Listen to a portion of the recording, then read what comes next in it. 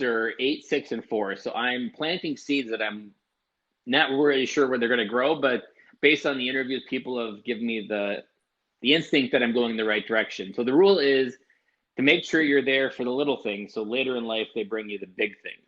And that moment that was kind of created psychologically for her, where you weren't there for the little things like opening a box of cereal, or maybe even just sharing something issue on the playground. And so there just isn't that connection that whatever she's feeling, she can bring to you.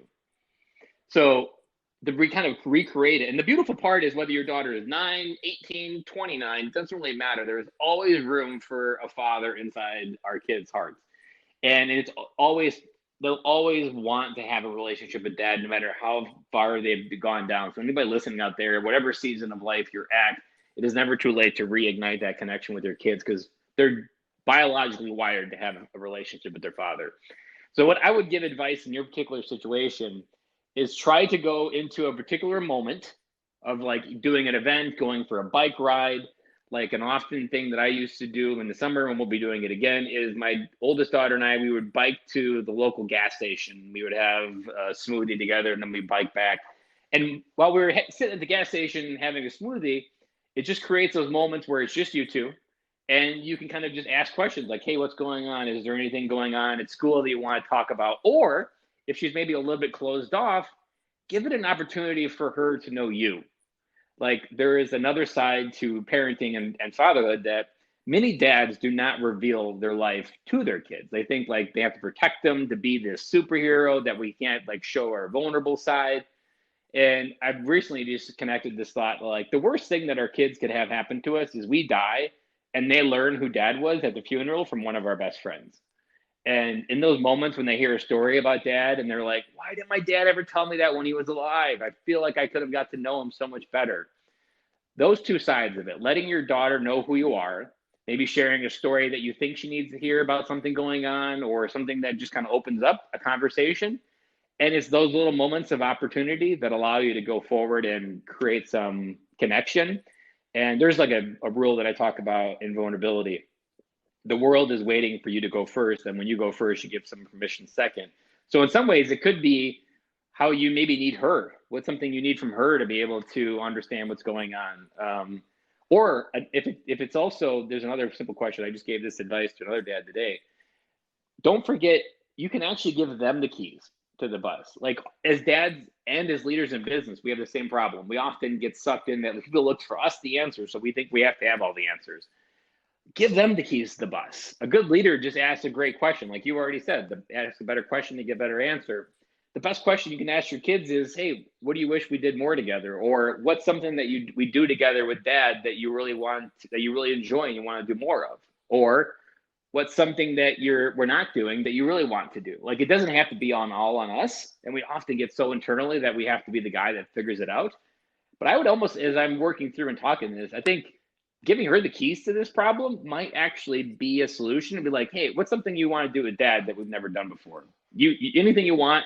And the beauty of this question, it's 10 times easier always than you think it is. Like we make fatherhood complicated. Our kids usually just want something simple. Like my 4-year-old daughter, her favorite thing is to go on the sidewalk outside and roll back the ball back and forth to each other.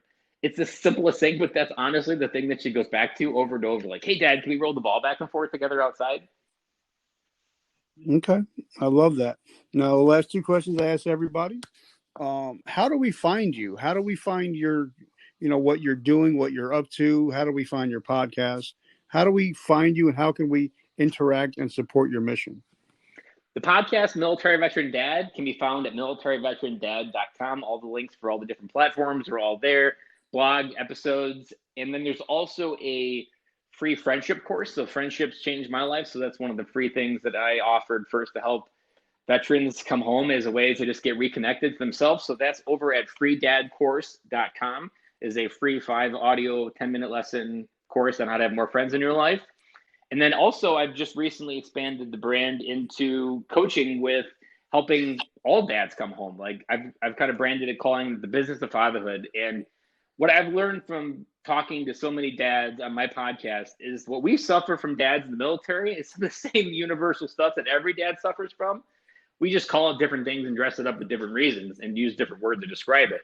And so I've launched what I call It's Time to Come Home coaching, and helping dads really emotionally come home so that they feel the best part of their day is when they drive into the driveway and know that this is where I get to come home to. And it's a feeling, not just a building. And so all of that can be found at benkilloy.com as well.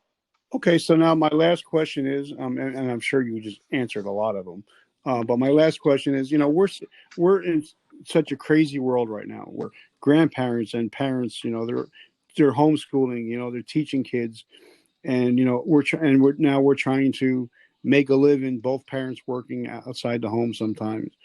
If I ask somebody to do something in the next 7 days, they're pretty much not going to be able to get to it. But if I ask somebody to do something in the next 24 hours, they're more likely to do it. So if you know somebody that is struggling with being a dad and wants to be a dad, like you said, it doesn't matter what stage you're in. What is something they can do in the next 24 hours to start to learn how to be a dad? The best part of this question is it's twofold. One, instantly myself, I did it. I almost went to a default uh, complicated answer, and I'm like, wait, fatherhood is not complicated. So but that's where dads get to. Like when we're in this mode, how do we become a better dad? We almost instantly overcomplicate it. Like it's almost our default problem solving brain kicking in. And so the other side, the less complex, something you can do in 24 hours is spend 10 minutes of one-on-one time with your kid, not saying like what they want to do, but letting them choose what they want to do. Saying, I got 10 minutes right now, and say, whatever you want to do, I'll do it with you. It's either probably going to be going outside, it's going to be going for a walk, maybe it's going to be playing trains, whatever age of season of life your kids are at. But you can change your kid's behavior and a connection to you in 10 minutes a day. And the golden rule of fatherhood is that kids spell love Time. And whenever their behavior is acting up, it's just almost always a connection to a time deficit, and or do they feel seen, heard, and felt as a kid by their parents? I love that, guys. You heard it. Definitely check out my brother Ben. Check out his podcast, and if you go back, you might find my episode. And he actually, like I said, was only the second person ever to have me on. So check out his podcast. You were episode number 8, Wow. February 11th, 2019. Become a winner by falling. Wow, we're going old school. I want to thank our sponsor once again, Maxwell Soaps. If you know anybody that loves soaps without any detergents, but if you love soaps that actually have a mission, definitely check out Maxwell Soaps. Ben, thank you so much for coming on. I appreciate you. And I consider you a friend and a family member. And if there's anything I can ever do to support your mission, I'm all aboard. I appreciate you, Richard. And as I always say, like, this is the best part, because conversations is just the first door of a friendship. And those friendships, and one kind of final piece of advice here, the more friendships you have on the ocean of life, the more opportunity will float your shore. So if you think of the friendships you have in your life as literally just ships on an ocean, the more ships you have, the more opportunity will float ashore in your life. Ben, when we hang up, if you don't mind, if you could just send me that quote, because that's what I'll put on our graphic, because I like that quote a lot. So if you could just send me that when we're done, I appreciate you. All right, guys, just remember, vertical momentum, the only way to go is up. All right, love you guys. Have a great day. Take it easy, Ben. Thank you.